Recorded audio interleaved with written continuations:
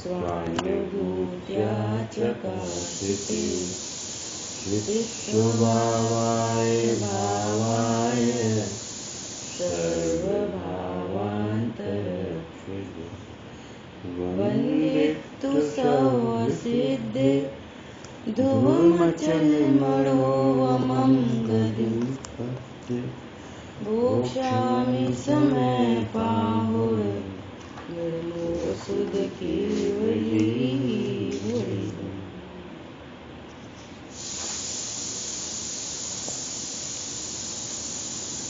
कलश नंबर 2 पर अपनी चर्चा चल रही थी, जहाँ कल अपन ने देखा कि जो मेरा वैभव है ना, कैसा है? अनंत गुण, अनंत शक्ति, अनंत धर्म युगल। और आवाज क्लियर नहीं आ रही। अच्छा, ईयरफोन नहीं ले रहा।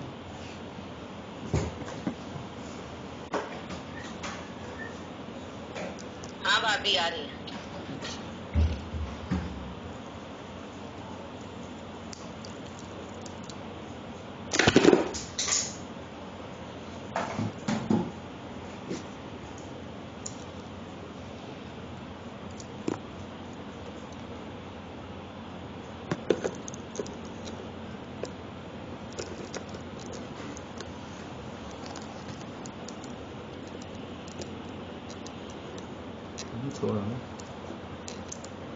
वो ना ऊपर हाफ कट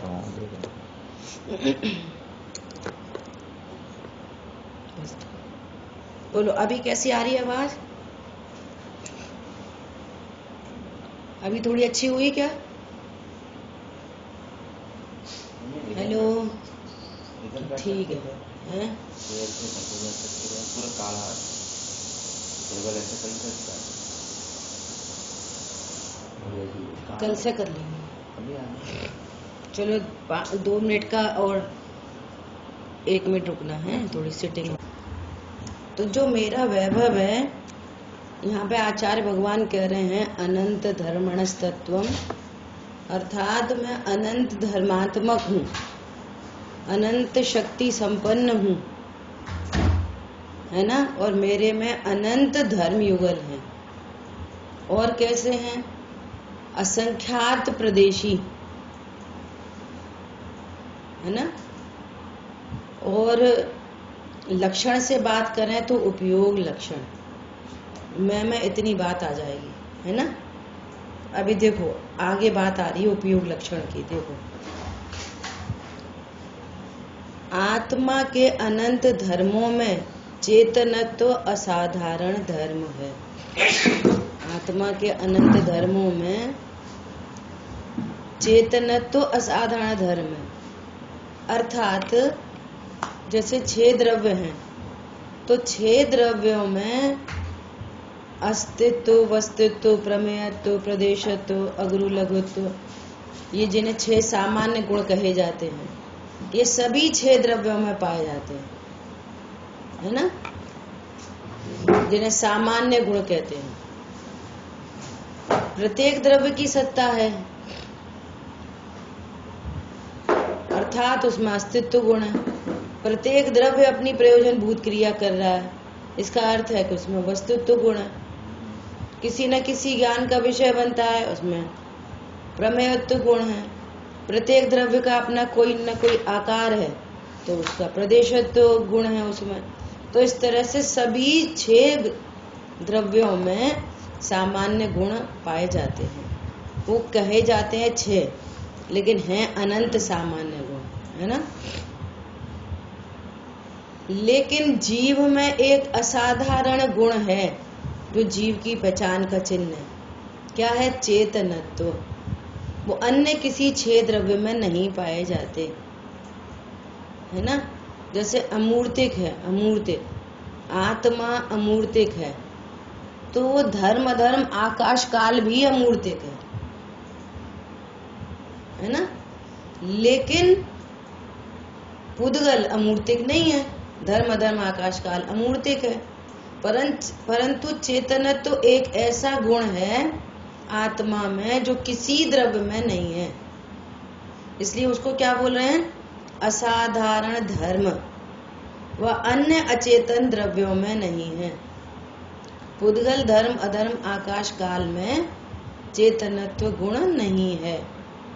और अन्य सजातीय जीव द्रव्य भी अनंत है, उन सभी जीव द्रव्यों में चेतनत्व गुण है, परंतु सबका चेतनत्व निज स्वरूप से भिन्न भिन्न कहा है। इसकी कल चर्चा की थी अपन ने कि कोई ऐसा कहता है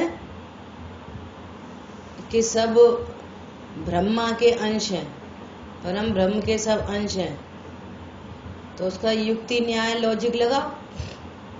कह रहे यदि अंश है तो यहाँ हम दुखी हैं और सब उसके सारे अंश दुखी हैं, तो वो परम ब्रह्म कितना दुखी होगा?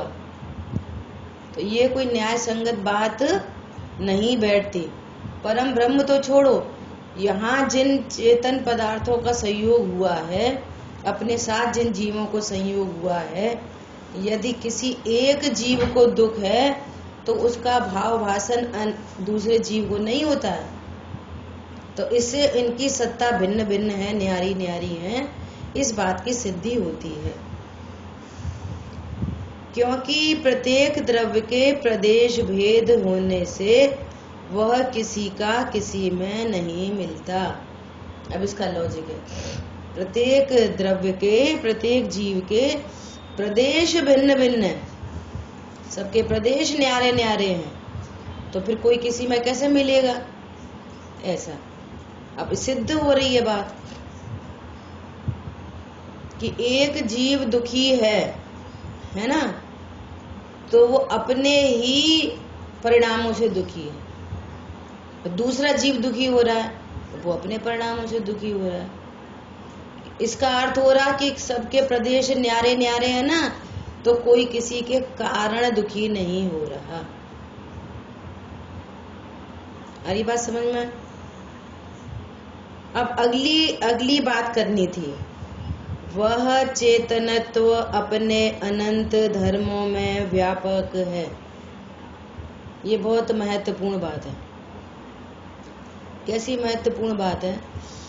कि जीव में अनंत गुण है ना, जीव में अनंत गुण है, अनंत शक्ति है, अनंत धर्म है। तो एक जीव में एक ऐसी शक्ति है जिसको कहते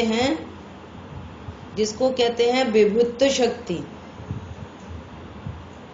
कौन सी शक्ति है?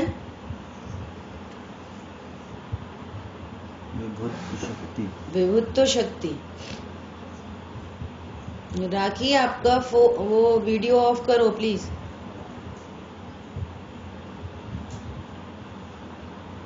आत्मा में एक विभुत्व नाम की शक्ति है, तो उसका क्या काम है विभुत्व शक्ति का? कि एक शक्ति का रूप अनेक शक्तियों में होता है। जैसे कि मिश्री है, मिश्री कैसी है? मिठासमयी, वो उसका विशेष गुण है। मिश्री का विशेष गुण क्या है? गुण कहो पर्याय कहो, है ना, कि वो मीठी होती है। तो उसमें मिश्री में और अन्य गुण भी हैं, स्पर्श आदि। तो उसका जो अन्य गुण है, अन्य पर्याय है मिश्री की, ये सफेदी है वर्ण गुण की पर्याय, तो वो भी कैसी है? मिठासमयी। उसका वजन कैसा है? मिठास। उसके अनंत गुण, मिश्री के अनंत गुण मिठासमयी है। ऐसा ये किस शक्ति का कार्य है? विभुत्व शक्ति का कार्य है ये। ऐसे ही जीव में यहाँ पे कह रहे हैं जो चेतनत्व है वो अपने अनंत धर्मों में व्यापक है। जीव के सारे गुण हैं वो कैसे हैं? ज्ञानमयी। ऐसा जीव का असाधारण गुण है चेतनत्व। इसलिए उसे आत्मा का तत्व कहा जाता है। इसलिए उसे आत्मा का तत्व कहते हैं। आत्मा का तत्व क्या है? वस्तु, अर्थ और तत्व, दो चीजें होती हैं, अर्थ और तत्व।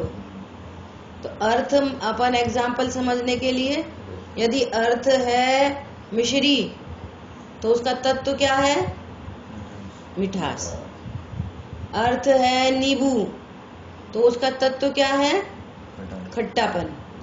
तो नींबू का खट्टापन कहाँ पर है? सर्वांग में। नींबू का स्पर्श, रस, गंध, वर्ण सब कैसे हैं? खटासमयी। ऐसा ये किस शक्ति का कार्य है? विभुत शक्ति का कार्य है। ऐसा तो ऐसे ही आत्मा में जो अनंत गुण हैं वे सब कैसे हैं? चेतनत्वमयी। बात क्या चल रही थी? अर्थ और तत्व।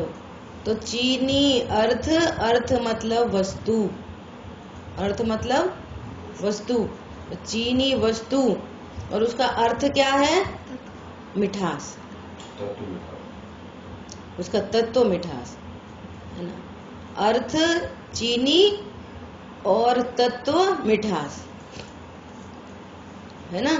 ऐसे यहाँ पर जीव का तत्व क्या है? चेतनत्व।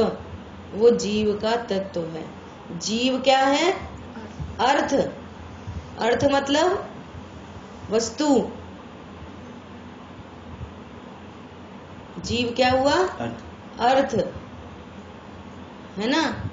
और उसका तत्व क्या है? चेतनत्व है ना। उसे यह सरस्वती की मूर्ति देखती है और दिखाती है। कौन सर? देखो अब कितनी चीजें हो गई। सरस्वती की मूर्ति यहाँ किसको कहा था? ज्ञान को। जो ज्ञान मैं ऐसा अनंत धर्मात्मक हूँ, ऐसा एक अभेद ज्ञायक हूँ, है ना। मैं आत्मा हूँ, मैं शुद्ध आत्मा हूँ। जो ज्ञान ऐसा जानता है उसको क्या कह रहे हैं? सरस्वती की मूर्ति। और केवल ज्ञान को भी सरस्वती की मूर्ति कह रहे हैं कि वो तो इस आत्मा को प्रत्यक्ष जानता है। और केवली भगवान ने आत्मा को कैसा जाना है? कि वो अनंत धर्म सहित है। केवली भगवान ने आत्मा को कैसा जाना है? कि आत्मा अनंत धर्म, अनंत शक्ति, अनंत गुणमयी और असंख्यात प्रदेशी और उपयोग लक्षण वाला है। ऐसा सर्वज्ञ भगवान ने आत्मा को ऐसा ही देखा है। भेद से बात चल रही है ना, पूरी वस्तु को बता रहे हैं, है ना। तो यहाँ वो ज्ञान अपने को क्या जानता है? कि इन मई मैं अभेद हूँ। कैसा हूँ मैं? मैं समय सार हूँ। सो कैसा है समय सार? कि द्रव्य कर्म, भाव कर्म, नो कर्म से रहित और भेदों से अनंत गुण, अनंत शक्ति, अनंत धर्म युगल, असंख्यात प्रदेश, ऐसे भेद से बताया है। लेकिन वस्तु कैसी है? अनंत गुण संपन्न अभेद। उनकी की नास्ती। किस किस की नास्ती? किसकी नास्ती करी? द्रव्य कर्म, भाव कर्म, नो कर्म, है ना। और गुण भेद, पर्याय भेद, इन 5 चीजों की तो नास्ती की। किसमें? समय सार के लिए। और अस्ति क्या है? कि अनंत गुणमयी अभेद, है ना। एक अभेद ऐसा पंडित साहब ने लिखा है ना। अब वो उत्पाद व निरपेक्ष ध्रुव जीवन हमारा है। कैसा है जीवन? वो जो पंडित साहब की रचना है ना, मेरा जीवन, ये पूरा मेरा जीवन अस्ति नास्ति से समय सार को बताने वाली वो पूरी स्तुति है। मेरा सहज जीवन, अनंतों शक्तियां उछले सहज सुज्ञान में विल से, है ना, ऐसा अनंत शक्ति संपन्न। और जहाँ शक्ति की बात आए, वो अपनी बात पहले हो गई, वहाँ अनंत धर्म, अनंत गुण गर्भित समझना। किसी एक से रिप्रेजेंट कर रहे हैं, लेकिन वहाँ पूरी चीजें हैं। ठीक है, अपने को और क्या चर्चा करनी थी यहाँ पर, कि आत्मा का तत्व कहा, अर्थात आत्मा की पहचान का चिन्ह। आत्मा की पहचान का चिन्ह क्या है? जानना, स्वभाव। जानना क्या है? आत्मा का स्वभाव है। जैसे मिश्री मिठास के द्वारा जानने में आती है, ऐसे ही आत्मा इस जानन स्वभाव, जानना, जिसको उपयोग लक्षण कहते हैं, उस उपयोग लक्षण के माध्यम से आत्मा जानने में आता है। आत्मा अपने को उपयोग लक्षण के माध्यम से प्रकाशित करता है। ज्ञान की प्रतिपल उठे तरंग, झांकता उसमें आत्म राम। जहाँ मिठास है वहाँ 100% नियम से यहाँ पर मिश्री है। कभी कोई किसी को शंका नहीं होती। लक्षण किसे कहते हैं? जो लक्ष्य को प्रसिद्ध करता है, करता ही है, उसको क्या कहते हैं? लक्षण। लक्षण से लक्ष्य प्रसिद्ध होता ही है, ऐसा है ना। तो उपयोग लक्षण, जानन स्वभाव, ये उपयोग लक्षण भी अनादि अनंत जीव के साथ रहता है ना। निगोद में भी ज्ञान स्वभाव है, अर्थ और तत्व। जीव अर्थ और जानना या चेतनत्व जो यहाँ पे कहा जा रहा है, वो उसका तत्व। सिद्ध भगवान को भी, मुनिराज को भी, त्रियंच गति के जीव को भी, है ना, सब जीवों में, नारकी में भी क्या है? अर्थ और तत्व। जीव वस्तु और उसका तत्व क्या है? जानना, उसका स्वभाव। ऐसा कहते हैं ना, मैं ज्ञानानंद स्वभावी हूँ, है ना, ऐसा नहीं। शुद्धात्मा मेरा नाम, मात्र जानना मेरा काम, ऐसा मात्र जानना मेरा काम। तो वो जानने के माध्यम से जीव वस्तु को बताया जाता है, ज्ञान जीव को प्रसिद्ध करता है, ऐसा वो जीव का लक्षण है। देखो, जीव में अनंत गुण हैं, अनंत शक्तियां हैं, है ना, परंतु उसकी पहचान का चिन्ह चेतन है। उसकी पहचान का चिन्ह ज्ञान है, पहचान का चिन्ह। जैसे मिश्री सफेद भी है, भारी है, चिकनी है, उसका आकार है, परंतु उसकी पहचान का चिन्ह क्या है? मिठास। ऐसे जीव में और अनेक गुण हैं, लेकिन पहचाना किससे जाता है? चेतना से पहचाना जाता है ना। ये उसका जानना, इसका स्वभाव है। उसे यह सरस्वती की मूर्ति देखती और दिखाती है। इस प्रकार इसके द्वारा सर्व प्राणियों का कल्याण होता है, इसलिए सदा प्रकाश रूप रहो। इस प्रकार इसके प्रति आशीर्वाद रूप वचन कहा।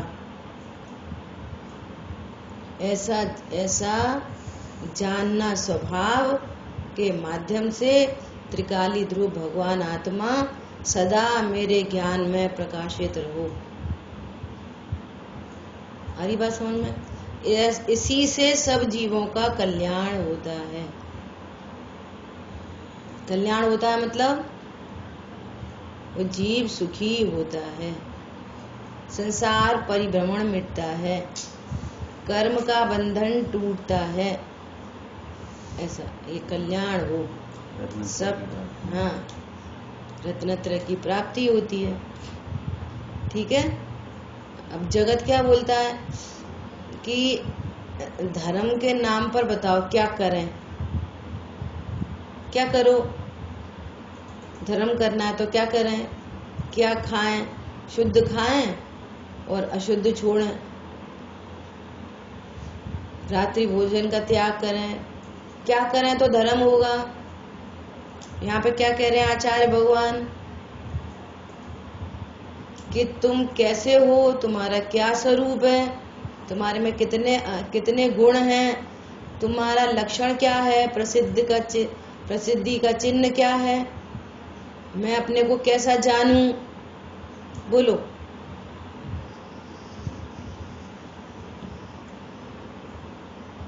मैं अपने को कैसा जानूं। धर्म करने के लिए क्या करना है कि वस्तु को अर्थ और तत्व से जानना, इससे होता है कल्याण। तो इसमें तो कुछ तो किया ही नहीं। ताते जिनवर कथित तत्व अभ्यास करीजे।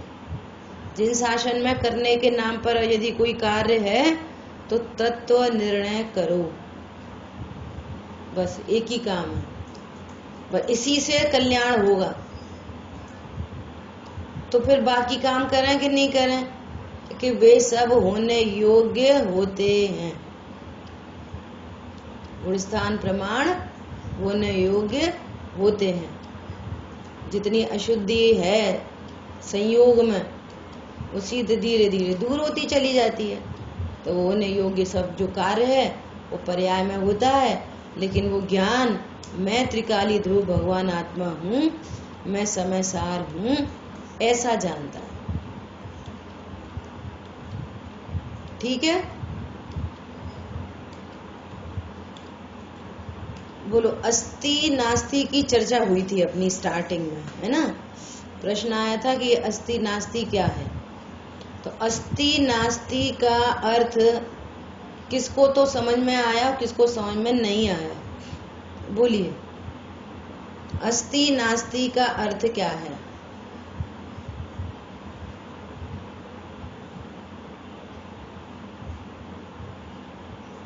जल्दी से बोला करो, फटाफट, टाइम नहीं लगना चाहिए।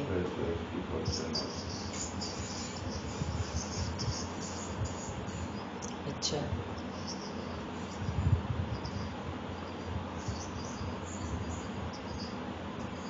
अच्छा, ठीक है। और दूसरे कोई बताएं। म्यूट करो।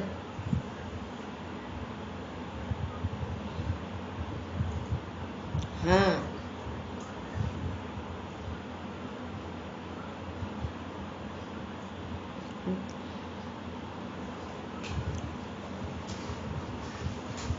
देखो देखो, पहले बात सुनो। प्रश्न क्या पूछा था। ये तो प्रश्न पूछा ही नहीं था कि स्व क्या है, पर क्या है। प्रश्न ये है कि अस्ति नास्ति किसे कहते हैं, इतना प्रश्न है बस। मैं कौन।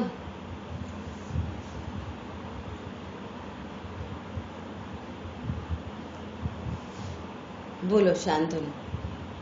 अस्ति नास्ति मतलब क्या। अस्ति मतलब वो भी वस्तु है या मैं जोर से बोलो, म्यूट करो। आप अपना माइक हटाना पड़ता है। आप म्यूट करो वहां से पहले। मंजू बहन जी कुछ बोल रही हैं क्या।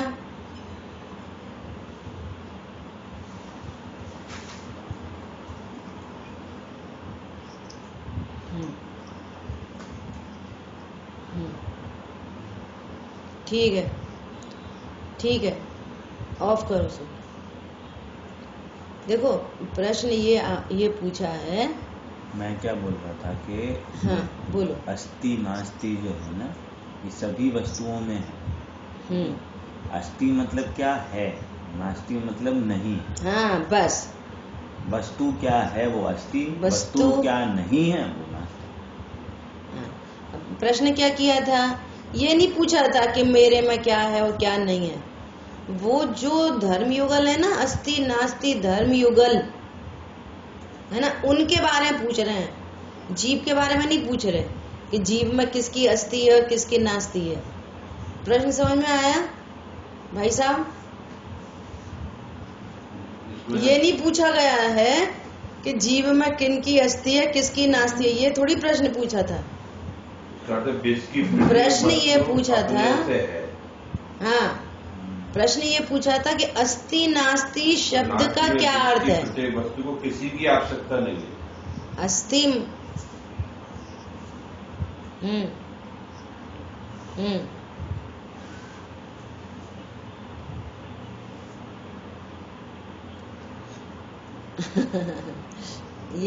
ये कहना चाह रहे हैं, अस्थि मतलब मेरी सत्ता मेरे से है, ये नहीं पूछा जा रहा। अस्थि धर्म किसे कहते हैं?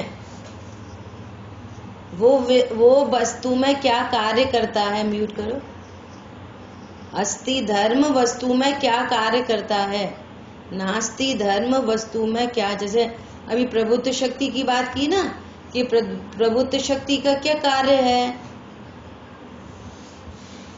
कि एक दूसरे का रूप एक दूसरे में कायम रखती है। ये विभुत्व शक्ति का कार्य है ना। हाँ, विभुत्व है ना। जैसे अगुरु लघुत्व शक्ति है। अगुरु लघुत्व क्या है? एक शक्ति है, गुण है, गुण ले लो, गुण है, तो उसका कुछ कार्य है। जैसे घर के इतने सदस्य हैं ना, तो प्रत्येक सदस्य का कोई कार्य है। जो घर का हेड है ना, वो सबको मिला के रखता है, सबको। तो वो समझ लो जैसे विभुत्व शक्ति का कार्य करता हो घर का सबसे बड़ा व्यक्ति। पर समझ में आ रहा है? सबको एक दूसरे में मिला जुला के रखता है, ऐसा। तो एक कार्य, ऐसे अस्थि नास्ति धर्म युगल का कार्य क्या है कि वस्तु की उससे अस्थि बना के रखता है और पर से उसकी नास्ति बना के रखता है। ये उसका कार्य है। अब अपन अपने में देखेंगे, वो अब उस अस्थि नास्ति धर्म युगल का मेरे में क्या कार्य हो रहा है ना। अब इस चीज को अपन देखने की कोशिश करेंगे। इसलिए पूछा कि अस्थि नास्ति धर्म युगल क्या है। अस्थि नास्ति धर्म क्या कार्य करते हैं? अस्थि मतलब अपने से विश्व की प्रत्येक वस्तु। ऐसा नहीं है ये अस्थि नास्ति जीव में ही लागू पड़ता है, पुद्गल में भी अस्थि नास्ति धर्म युगल है। सामान्य की चर्चा चली ना कि जो सब जीवों सब द्रव्यों में हो, अस्तित्व वस्तुत्व सब जीवों में है, ऐसे अस्थि नास्ति धर्म युगल भी सब पदार्थों में होते हैं। थोड़ा बोलने में गड़बड़ हो गई क्या? ये 6 सामान्य गुण सब पदार्थों में है, सारे द्रव्यों में है, ऐसे अस्थि नास्ति भी। पुद्गल की भी पुद्गल से अस्थि है, जीव से नास्ति है। वो धर्म युगल ऐसा कार्य करता है कि पर को अपने में मिलने नहीं देता। एक क्षेत्र पर रहने पर भी पर को, पर के द्रव्य गुण पर्याय कुछ भी अपने में प्रवेश नहीं होने देता। ये नास्तित्व धर्म की दीवार है ना। और अपना कुछ भी बाहर नहीं जाने देता। वो क्या है? अस्तित्व धर्म की दीवार। ऐसा ये अस्थि नास्ति धर्म का कार्य सब द्रव्यों में है, जीव में ही थोड़ी, सब में। उसी क्षेत्र पर आकाश द्रव्य है, उसी क्षेत्र पर धर्म द्रव्य है, उसी क्षेत्र पर अधर्म है, वहीं पर इतने काल अड़ू हैं। सबकी सब अपने अपने से अस्थि है और सबकी दूसरों से नास्ति है। क्लियर हो गई बात? अस्ति नास्ति धर्म युगल का कार्य प्रत्येक द्रव्य में है ना। ये क्यों कह रहे हैं कि आगे अपन कोई चर्चा करने जा रहे हैं, है ना। तीसरा कलश पढ़ने से पहले अपन अब तक की जो चर्चा हुई उसकी एक प्रकार से समरी भी होगी, है ना। और समय सार की अब तक चर्चा हुई। किसकी चर्चा हुई? समय और समय सार, है ना।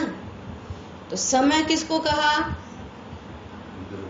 द्रव्य गुण पर्याय वाली पूरी वस्तु, वो क्या है? समय। अभी देखना, द्रव्य गुण पर्याय वाली पूरी वस्तु। अभी अपन समय की चर्चा करने जा रहे हैं। समय किसे कहते हैं, है ना। समय, तो समय, अभी समय में देखेंगे कि समय में किस किस की अस्थि है समय में, और समय में किसकी नास्ति है, और द्रव्य गुण पर्याय वाली पूरी वस्तु में क्या क्या है ना। देखो, समय मतलब जीव नामक पदार्थ, द्रव्य गुण पर्याय वाली पूरी वस्तु। अभी समय सार की बात नहीं कर रहे, किसकी बात कर रहे हैं? समय की। थोड़ा ध्यान से, अच्छे से, भली प्रकार से सुनना और लिखना। देखो, जीव द्रव्य, यहां से चलो, जीव द्रव्य, अनंत गुण, अनंत गुणों की पर्याय, है ना, अनंत गुणों की पर्याय। और मुख्यता से चर्चा किसकी कर रहे हैं? ज्ञान, श्रद्धा, चारित्र, है ना। और यहीं पर जो अभी आज चर्चा हुई, क्या? जीव का तत्व, उपयोग लक्षण, है ना, उपयोग लक्षण। और क्या चीज है?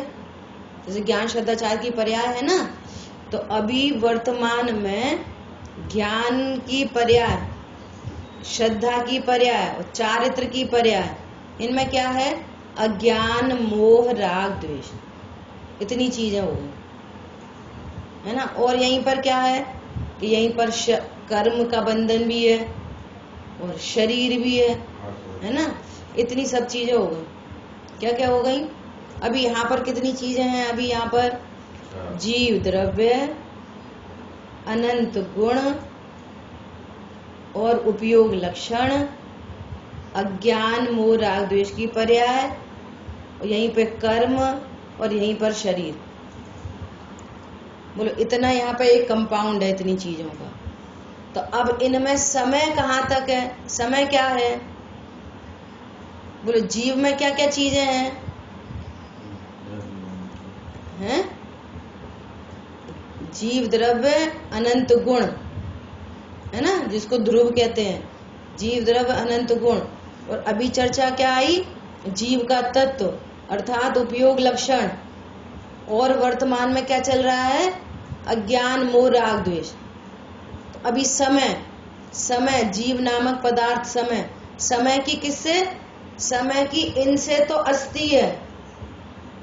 समय की अस्थि किस किससे है? इन सब चीजों से तो अस्थि है।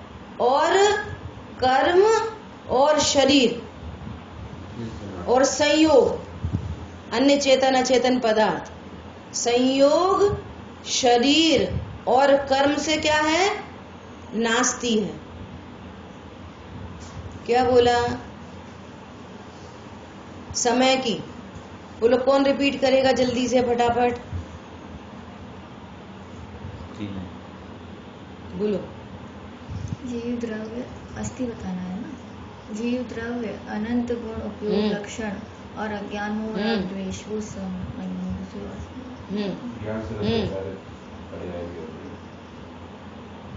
बहुत बढ़िया, समझ आई बात? इन सब से क्या है? तो यही बोला, म्यूट करो। सही बोला तो समझो यही का यही बोला, ठीक है। म्यूट करो उधर से। ठीक है। तो ये समय की अस्थि, इन चीजों से समय की अस्थि, और शरीर संयोग और कर्म से नास्ति। किसकी, अभी ये किसकी बात चल रही है? समय की, ठीक है, समय। अब देखो, इस समय को समझो कि आगम का समय कहते हैं। किसका समय कहते हैं? आगम का समय। समय दो प्रकार के। समय कितने प्रकार के? दो प्रकार के। एक आगम का समय और एक अध्यात्म का समय। किसका समय?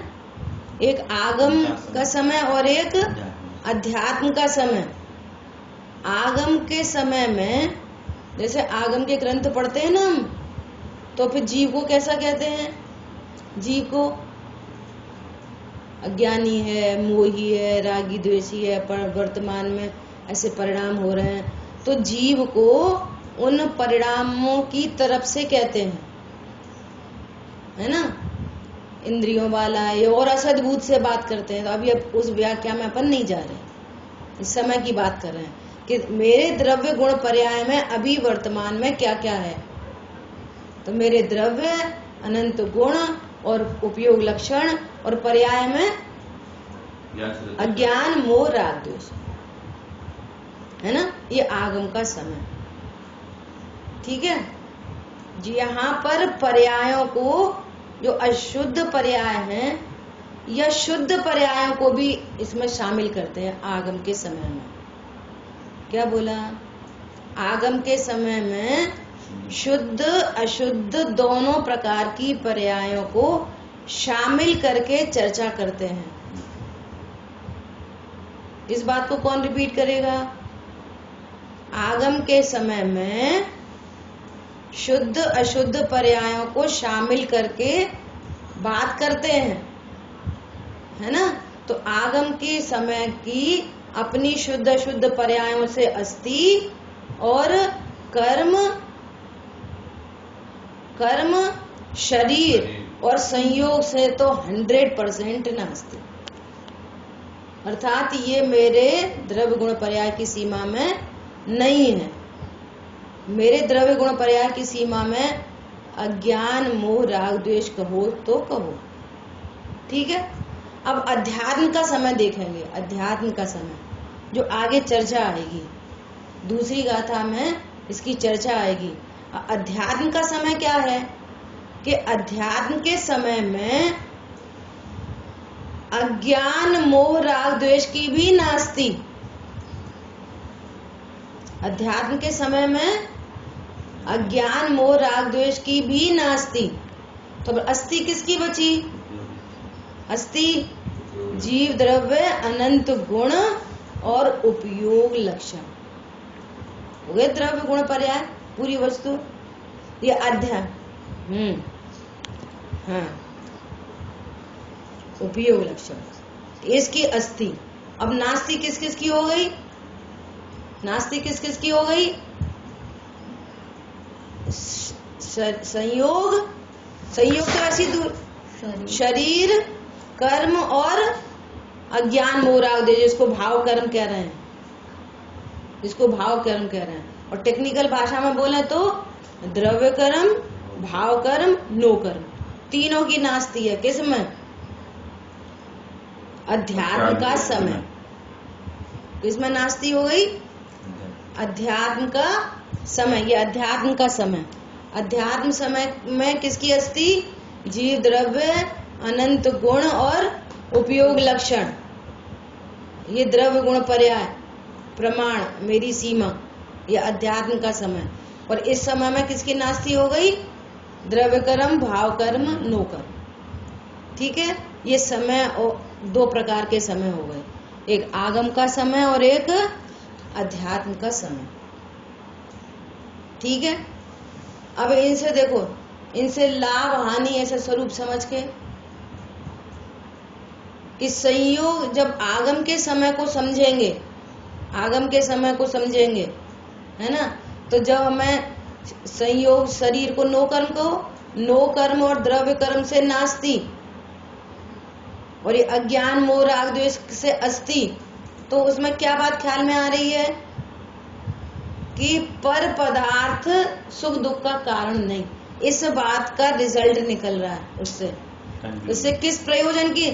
आगम के समय को भी समझकर, सुनना बहुत ध्यान से, आगम के समय का भी स्वरूप समझकर अनंत विश्व की से नास्ती हो गई। आगम के समय को समझकर टेंशन कि मेरा जो कुछ भी, मेरे परिणाम जो कुछ भी उत्पन्न हो रहे हैं, इनसे मेरी अस्थि कहो, लेकिन कर्म और नो कर्म से तो मेरी अस्थि त्रिकाल नहीं है। इसके बीच में नास्ते तो धर्म की दीवार है, तो पूरे विश्व की नास्ती हो गई। इतना बड़ा काम हो गया आगम के समय को समझ के। उससे क्या लाभ मिला? पर को दोषारोपण की वृत्ति खत्म हो गई। अभी आगम का समय समझ के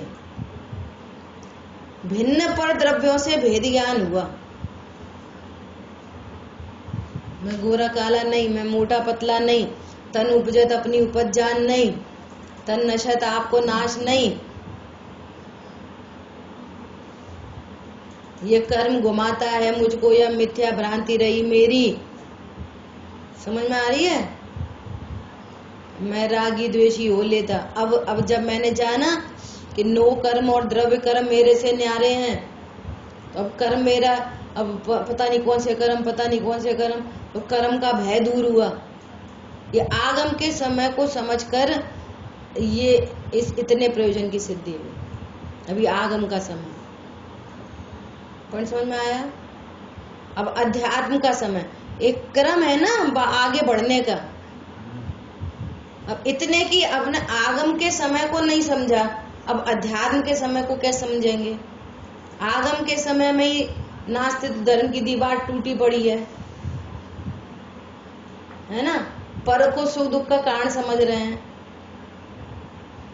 या कर्म को सुख दुख का कारण समझ रहे हैं। पॉइंट पकड़ में आया? तो इतना काम हो गया। पहले ऐसे कोई मूर्ति बनाते ना, मूर्ति, तो मूर्ति बनाने में सबसे पहले मूर्तिकार उसकी सुंदर सी आंखें बनाने नहीं बैठता। पहले क्या करता है? मोटी मोटी छटनी करता है, मोटी मोटी। पहले वो उधर मोटा मोटा आकार लेता है मूर्ति का, वो बाकी पत्थर हटा देता है, और फिर उस आकार में करेगा अंदर में, ऐसा। और ये विधि है। देखो, जब विधि, किसी भी काम की विधि होती है ना, तो ऐसे ही भेद से ही होती है। सिंपल से सिंपल खीर बनाने चलोगे तो क्या करेंगे? दूध लेंगे, चावल धोएंगे, उसमें पकाएंगे, है ना, ये सब काम करेंगे, चीनी डालेंगे, जो भी किशमिश बादाम जो कुछ भी डालेंगे, भेद से ही तो प्रॉपर तैयार होती है। और फिर क्या करेंगे? जब खाएंगे तब तो अभेद का आनंद करेंगे। अभेद का क्या होता है? फिर आनंद होता है। फिर ये विकल्प नहीं होते कि पहले दूध लिया था, फिर चावल 3 बार धोए थे, फिर डाले थे, और फिर ऐसा। ये भेद की फिर कोई कहानी नहीं होती फिर ऐसा। लेकिन उस वस्तु स्वरूप को समझने में भेद पड़ता है, भेद से ही आचार्य भगवान समझाते हैं। ठीक है? तो आगम का समय देखा। अब अध्यात्म के समय में भाव कर्म की भी नास्ती। क्यों भाव कर्म की नास्ती? आचार्य भगवान कह रहे हैं कि जीव मात्र जानने वाला है। शुद्धात्मा में मेरा नाम, मात्र जानना मेरा काम। मेरा काम ये अज्ञान मोह राग द्वेष की भी नास्ती कर रहे हैं। क्यों कर रहे हैं? कि जिस प्रकार संयोग मेरे हिसाब से नहीं चलते, जिस प्रकार शरीर मेरे हिसाब से नहीं चलता, उसी प्रकार, उसी हेतु से आचार्य भगवान कह रहे हैं कि ये अज्ञान मोह राग द्वेष भी जीव के अनुसार नहीं है। जीव जैसे पर द्रव्य का व्यवस्थापक नहीं है, उसी प्रकार जीव इन अज्ञान मोह राग द्वेष का भी व्यवस्थापक नहीं है, ऐसा। दूसरी बात ये कि ये विभाव है, ये मेरा स्वभाव नहीं है। तो भेद से यदि मेरा स्वभाव कहो तो भेद से भी मेरा स्वभाव क्या है? मात्र जानना मेरा स्वभाव है। ये क्या हुआ? ये आगम का समय। ये क्या हुआ? सॉरी, अध्यात्म का समय। ये क्या हुआ? अध्यात्म का समय। अध्यात्म के समय में किसकी नास्ती हो गई? अज्ञान मोह राग द्वेष अर्थात भाव कर्म की नास्ती। ये आगम का समय। और अपने को चर्चा आप किसकी करनी है? समय सार की, जिससे हमारे प्रयोजन की सिद्धि हो, है ना।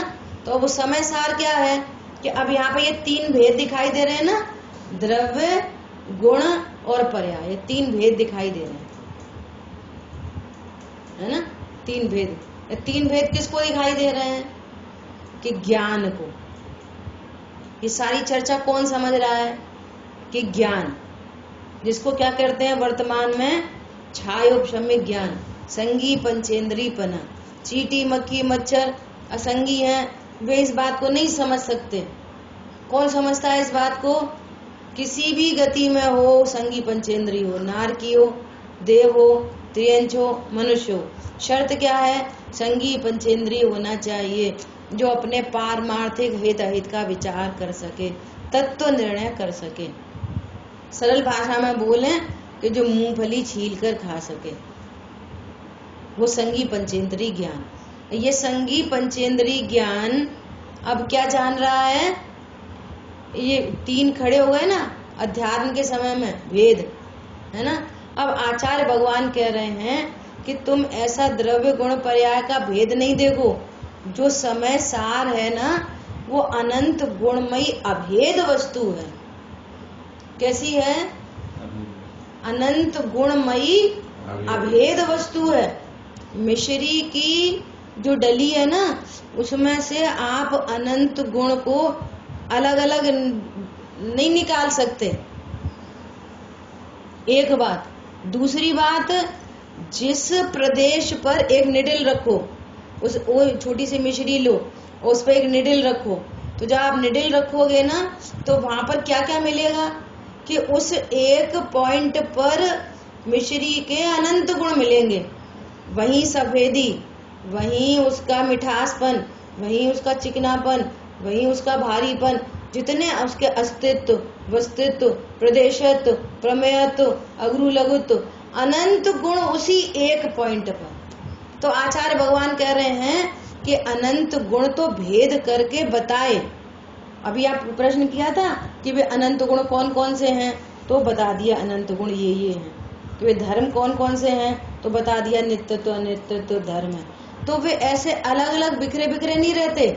वस्तु इन अनंत गुण, अनंत शक्ति, अनंत धर्ममयी एक अभेद है। तो इस एक अभेद का नाम क्या है? समय सार। तो ये इस समय सार में किस किस की अस्थि, किस किस की नास्ती हुई? कि जब समय में ही हो गई द्रव्य कर्म, भाव कर्म, नो कर्म और गुण भेद और पर्याय भेद सबकी नास्ती। किस किस की नास्ती? हाँ, इस समय सार में गुणों का भेद भी नहीं है और पर्याय का भेद भी नहीं है। समय सार में, समय सार कैसा है? एक अभेद ज्ञायक भाव है। छठवीं गाथा में जो चर्चा आएगी, कैसा है समय सार? एक अभेद। तो भेद से कहेंगे किन भेदों से? कि अनंत गुण के भेद उसमें नहीं है, उन अनंत गुणमयी अभेद है ना। तो समय सार की अपने से अस्थि और बाकी सब से नास्ती हो गई, पर्याय मात्र से नास्ती। इसलिए फिर क्या कहते हैं कि मैं कैसा हूँ, मैं कैसा हूँ, मैं शरीर का करता हूँ, संयोग का करता हूँ, या राग द्वेष का करता हूँ। अभी अपन सब लोग क्या कर रहे हैं? अभी स्वाध्याय कर रहे हैं कि पूजा कर रहे हैं? तो कह रहे हैं कि पूजा के भाव कर रहे हैं, है ना। स्वाध्याय के भाव कर रहे हैं। तब कह रहे हैं कि ये स्वाध्याय के भाव कर रहे हैं, ये आगम का समय है ना। कह रहे नहीं नहीं, हम स्वाध्याय के भाव नहीं कर रहे, हम तो मात्र जान रहे हैं। तो मात्र जान रहे हैं, ये अध्यात्म का समय, अध्यात्म का समय मात्र जान रहे हैं, है ना। और कह रहे हैं कि मैं जानता भी नहीं, मैं तो जाननहार हूं, एक अभेद ज्ञायक हूं। तो ये है समय सार। आई बात समझ में?